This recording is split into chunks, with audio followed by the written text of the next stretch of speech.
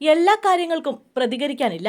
Party തന്നത് വലിയ ഉത്തരവാദിത്തമെന്ന് U പ്രതിഭ. CPM ജില്ലാ കമ്മിറ്റിയിൽ എടുത്തതോടെ പാർട്ടി ഏൽപ്പിച്ചത് വലിയ ഉത്തരവാദിത്തമാണെന്ന് യു പ്രതിഭ MLA.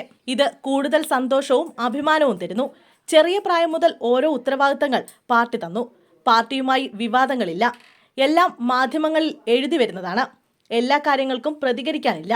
മൗനം വിദ്വാനുഭൂഷണം. പാർട്ടിക്ക് തന്നെ പറ്റി വിവാദങ്ങളില്ല. മാത്രമല്ല, ഏത് പ്രതിസന്ധിയിലും ആലപ്പുഴയിലെ പാർട്ടി ചേർത്ത് പിടിച്ചിട്ടുണ്ട്.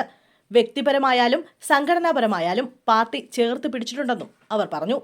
അതേസമയം മുഖ്യമന്ത്രിയും പാർട്ടി സെക്രട്ടറിയും മുഴുവൻ സമയവും പങ്കെടുത്ത ആലപ്പുഴ ജില്ലാ സമ്മേളനത്തിനൊടുവിൽ നാസർ 3-ാം തവണയും ജില്ലാ സെക്രട്ടറിയായി എതിരില്ലാതെ തെരഞ്ഞെടുക്കപ്പെട്ടു.